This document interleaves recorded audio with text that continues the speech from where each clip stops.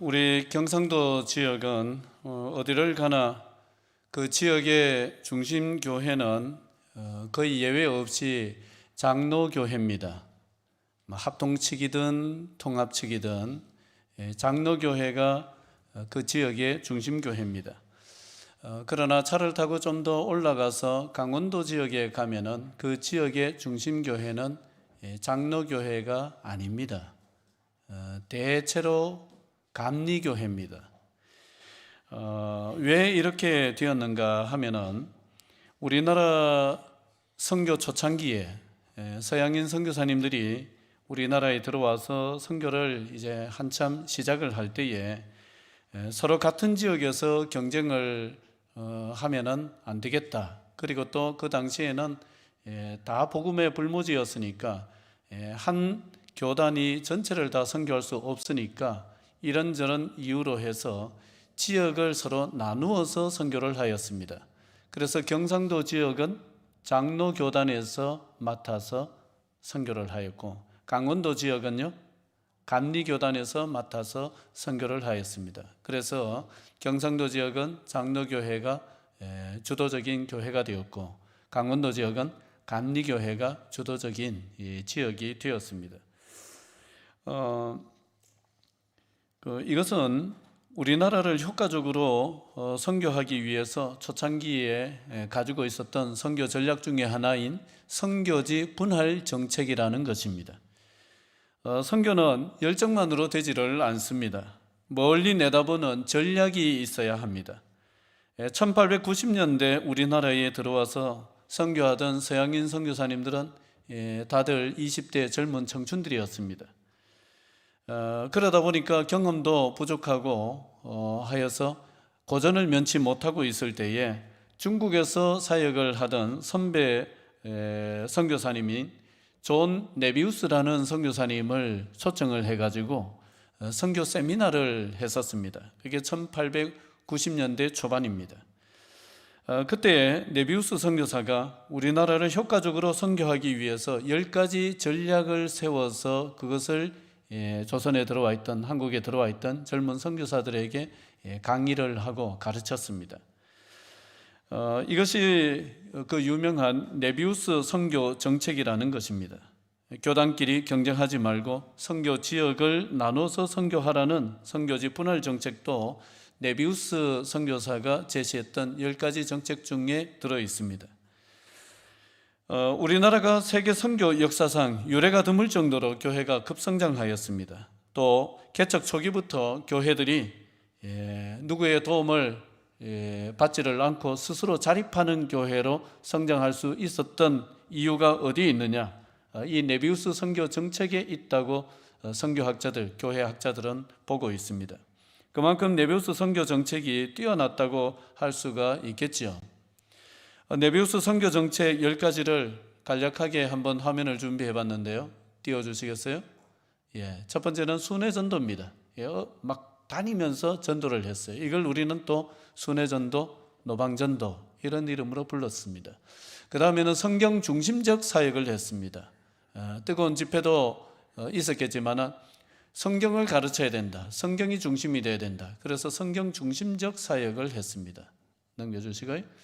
자전이라는 것은 스스로 전도한다는 것입니다. 누가 선교사님이 전도해주고 목사님이 사역자만 전도하는 게 아니라 모든 교우들이 전도하는. 그래서 우리가 어렸을 적, 여러분들이 어렸을 적에 또 청년 시절에 모두가 나가서 전도하는 이런 풍토가 일반적이었던 것을 기억하실 겁니다. 네 번째는 자치입니다. 이 자치는 뭐냐 하면은 우리 스스로가 교회 일꾼을 세워서 교회 여러 가지 일들을 같이 의논하고 또 추진을 해나가고 하는 자치, 누구의 어떤 다스림을 받는 게 아니라 스스로가 교회를 해나간다, 이러한 의미입니다. 그 다음에 5번 같이 읽어볼까요? 시작. 자립.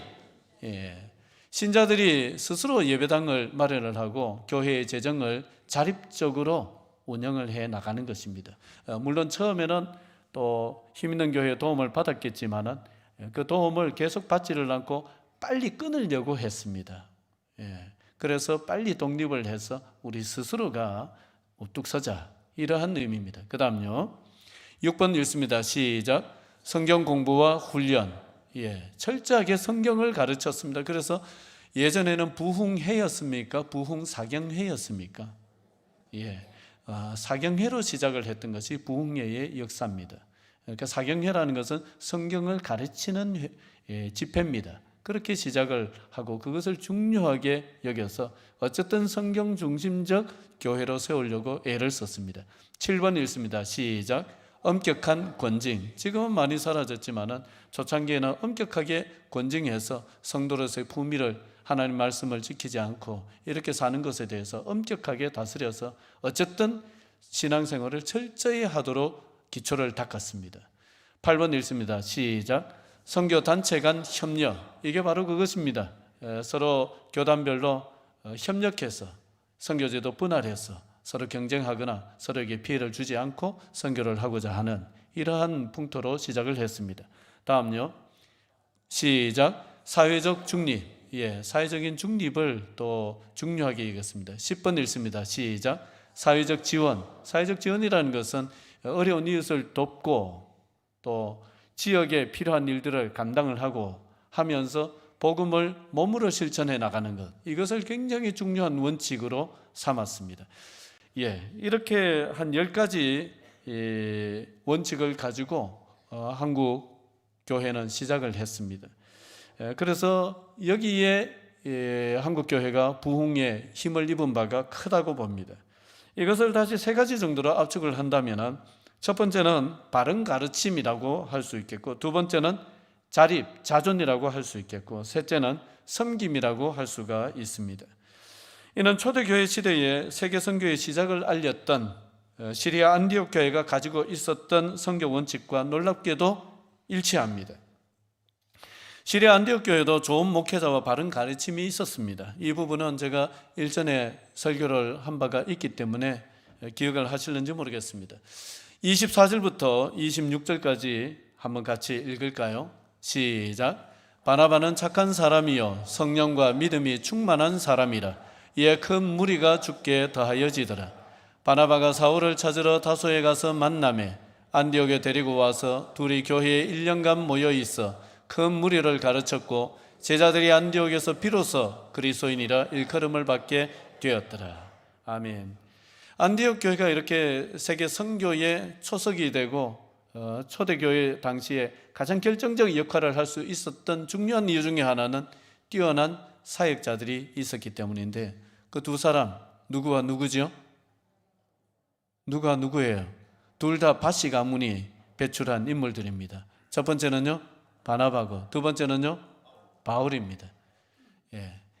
이 두 사람이었습니다. 그 바나바는 너무나 참 사랑이 많고 또 섬김이 좋은 사람이었습니다. 착한 사람이었습니다. 성령과 믿음이 충만한 사람으로서 초대교회 당시에 모든 이로부터 칭찬받고 존경을 받았던 사람입니다. 바울은요 성경의 전문가였습니다. 가르치는 은사가 특출한 사람이었습니다. 이렇게 두 사람이 그냥 자기들의 생각을 가르친 것이 아니라 하나님의 말씀을 깊이 연구해서 이 말씀을 성도들에게 가르쳤을 때에 시리아 안디옥 교회는 얼마 가지 않아서 세상 사람들로부터 어떤 평가를 받았느냐? 저 사람이야말로 참된 그리스도인이다. 비로소 그리스도인이라는 별명을 얻게 되었는데, 그것은 뭐냐? 예수 그리스도를 닮은 사람들, 그리스도를 닮아서 살아가는 사람들, 그리스도를 섬기는 사람들, 이러한 의미를 담고 있습니다. 이 점은 네비우스 선교 정책이 성경 공부와 훈련을 강조하고 있는 대목과 일치합니다. 교회가 건강하게 성장하기 위해서는 바른 사역자가 있어야 되고 바른 가르침이 반드시 있어야 합니다. 얼마 전 기독신문에 몽골 선교에 대해서 특집이 실린 것을 봤습니다. 상당히 걱정스럽고 우려스러운 내용이었습니다. 어떤 내용이냐 하면은 몽골 선교가 지금 굉장히 왕성하게 진행이 되고 일어났는데, 동시에 우리 한국이 배출한 세계적인 이단들도 몽골에 선교사를 파송해서 우리 정통교단의 선교사님들 뿐만 아니라 몽골에는 신천지도 가 있고 안상홍 하나님의 교회도 가 있고, 별의별 지금 한국 사회에서 막 기승을 부리고 있는 이런 이단들이 다 몽골에 가 있는데 어마어마하게 세력을 떨치고 있다는 거예요. 그래서 많은 선교사님들이 세워놓고 현지인 사역자들이 사역하던 교회들이 신천지에 통째로 넘어가고, 안상홍 하나님의 교회에 막 교인들이 휩쓸리고, 거의 뭐 추풍낙엽처럼 지금 어마어마한 피해를, 지금 우리의 산불 피해처럼 어마어마한 피해를 보고 있다는 기사였습니다. 그런데 희망적인 것이 있습니다. 뭐냐 하면은, 그렇게 이단이 거의 휩쓸다시피 지나가는데 다 휘청휘청거리고 거기 휩쓸리는데 휩쓸리지 않고 꿋꿋하게 서서 흔들림 없이 가는 교회들이 있다는 겁니다. 어떤 교회들이냐? 안디옥 교회는 성경에 나오고 어떤 교회들이냐 하면은 철저하게 장로교의 신학과 개혁주의 신학으로 훈련하고 가르쳤던 교회들은 흔들림이 없다는 거예요. 여러분, 뼈대가 바로 서면은 잘 흔들리질 않습니다. 감사하게도 우리는 몽골의 현지인 목사님을 선교사로 파송을 하게 됐는데, 선교학에서 얘기하기를 우리 선교의 최종적인 목표 중에 하나가 뭐냐 하면은 현지인이 목회자로서 그 교인들을 가르치고 자치할 수 있는 교회, 선교사님이 관여하지 않아도 자치할 수 있는 교회, 그러한 교회를 세우는 것이 선교의 목표입니다. 그러니까 누구를 파송하는 게 가장 효과적이겠어요? 현지인 사역자가, 믿을 만한 사역자가 있으면 그분을 파송하는 것이 가장 효과적인 사역 중에 하나입니다. 선교학에서 얘기하는 바입니다. 우리가 지금 오늘 그걸 합니다. 우리 선교사님을 나중에 소개를 하시겠지만은 철저하게 장로교 신학으로, 개혁주의 신앙으로 철저하게 훈련되어서 무장하고 있는 좋은 사역자입니다.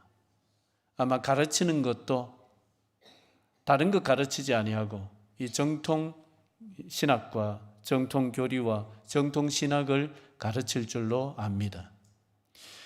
이렇게 해서 우리 아기 목사님이 개혁주의 신앙으로 우리 초원의 빛 교회를 든든하게 세워나간다면 초원의 빛 교회가 정말 그 지역에서 하나님 나라를 건강하게 세워나가는 교회로 쓰임받게 되리라고 믿습니다. 시리아 안디옥 교회는 스스로 서겠다는 정신이 강했습니다. 자, 28절에서 30절까지 읽겠습니다. 시작. 그 중에 아가보라 하는 한 사람이 일어나 성령으로 말하되 천하에 큰 흉년이 들리라 하더니 글라우디오 때에 그렇게 되니라.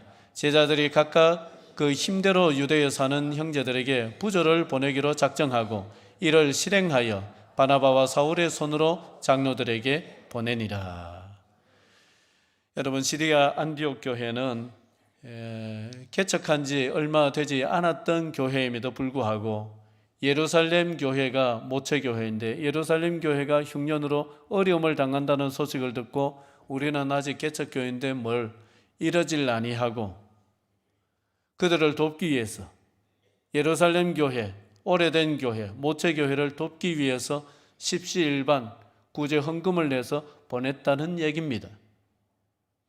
그러니까 이렇게 하려면은 그 정신 자체가 달라야 되는 거예요. 그 신앙 자체가 달라야 되는 거예요. 어떤 신앙이라야 되겠습니까? 스스로 서는 신앙이라야 됩니다. 우리는 스스로 서야 된다.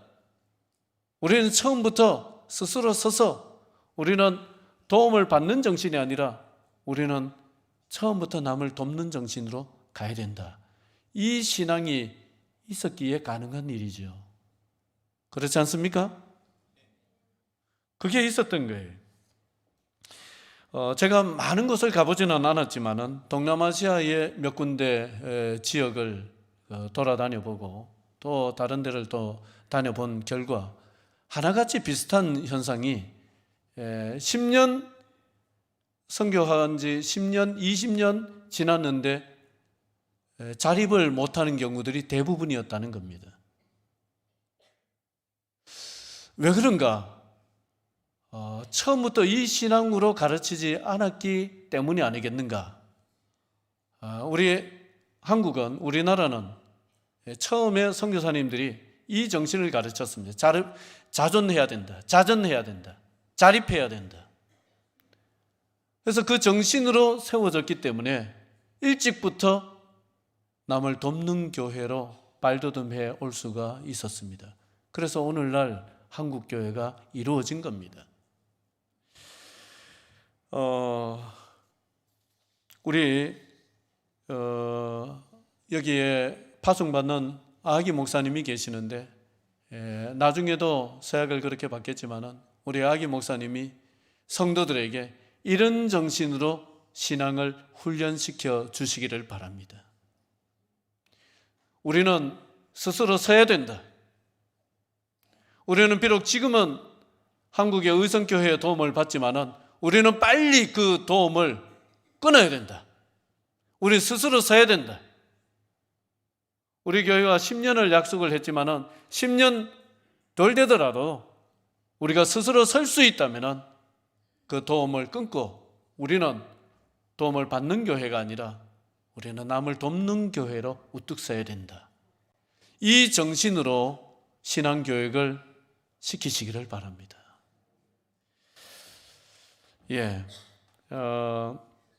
여러분들도 이해를 하셔야 될 것이 우리는 아기 목사님과 아기 목사님이 사역하는 초원의빛 교회를 10년을 돕기로 당회에서 결정을 했습니다. 인정이 없어서가 아닙니다.